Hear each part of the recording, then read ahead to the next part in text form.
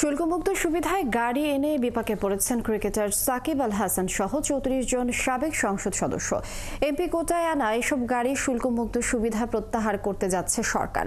এ ব্যাপারে আইন মন্ত্রণালয়ের সম্মতিও পেয়েছে জাতীয় রাজস্ব বোর্ড এনবিআর। অর্থাৎ পূর্ণ শুল্ক দিয়েই ছাড় করতে হবে এসব গাড়ি, নয়তো সেগুলো নিলামে তুলবে কাস্টমস কর্তৃপক্ষ। আরও জানাচ্ছেন রুহুল আমিন।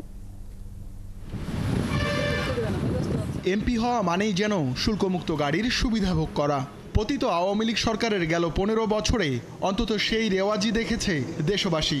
অভিযোগ আছে সরকারের কাছ থেকে পাওয়া বিনা শুল্কের এসব গাড়ি কোটি কোটি টাকা লাভে বিক্রি করে দেন অনেক এমপি। ৫ আগস্ট শেখ হাসিনা পালিয়ে যাবার আগেই জাপান থেকে চট্টগ্রাম বন্দরে আসে সাবেক এমপি সাকিব আল হাসান, ফেরদৌস আহমেদ ও গোলাম মোহাম্মদ ফারুকের ৩টি বিলাসবহুল ল্যান্ড ক্রুইজার গাড়ি। শুল্কমুক্ত সুবিধায় গাড়িগুলো খালাস করে সিএনডএফ এজেন্ট নাভানা লিমিটেড।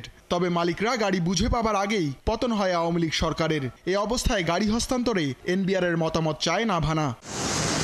এমন পরিস্থিতিতে আইন মন্ত্রণালয়ের মতামত চায় এনবিআর। সংসদ ভেঙে যাওয়ায় আইন অনুযায়ী ব্যবস্থা নিতে এনবিআরকে জানায় মন্ত্রণালয়। কাস্টমস কর্মকর্তারা জানান, শুল্ক কর পরিশোধে আমদানিকারকদের চিঠি দেয়া হবে, কর না দিলে গাড়ি নিলামে তোলা হবে। জাতীয় সংসদের সদস্য পদ সংক্রান্ত কার্যাবলী সম্পাদনের স্বার্থে উক্ত সংসদ সদস্যের এইরূপ গাড়ির প্রয়োজন আছে। যদিও পার্লামেন্টের মাননীয় স্পিকার তাকে এ ধরনের একটি ক্লিয়ারেন্স দিয়েছেন, কিন্তু তারপরে গাড়িটা খালাস করার আগে কিন্তু পার্লামেন্ট বিলুপ্ত হয়েছে। অর্থাৎ তাহলে এই কার্যাবলী সম্পাদনের সুযোগ কিন্তু তার নাই। তো গাড়ি দিয়ে সে কী করবে? গাড়িটা কেন তাকে ডিউটি ফ্রি দেওয়া হবে? সো গাড়ি রিলিজ হবে না। কাস্টমস কর্মকর্তারা জানান, চট্টগ্রাম বন্দরে পড়ে আছে সাবেক এমপিদের ২৬টি গাড়ি। শিগগিরই নিলামে উঠবে এগুলো। মোংলা বন্দরে আছে 4টি প্রাডো, সেগুলোর নিলাম ২৫ নভেম্বর। আমদানি করা এসব গাড়ির প্রতিটিতে ৮ থেকে ১০ কোটি টাকা কর দিতে হবে।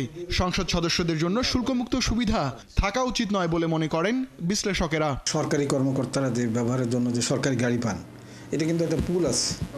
হ্যাঁ, পুলে যখন আমি যদি কোনো পোস্টে যাই, ওই পুল থেকে আমাকে গাড়ি দিবে, আমি ব্যবহার করব।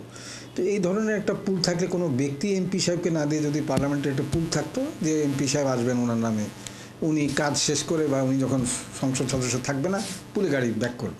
গত বাজেটে সংসদ সদস্যদের গাড়িতে কর আরোপের উদ্যোগ নেয় এনবিআর, কিন্তু এতে বাধা হয়ে দাঁড়ায় সংসদ সদস্যদের সুবিধা সংক্রান্ত আইন। রুহুল আমিন, ৭১, ঢাকা।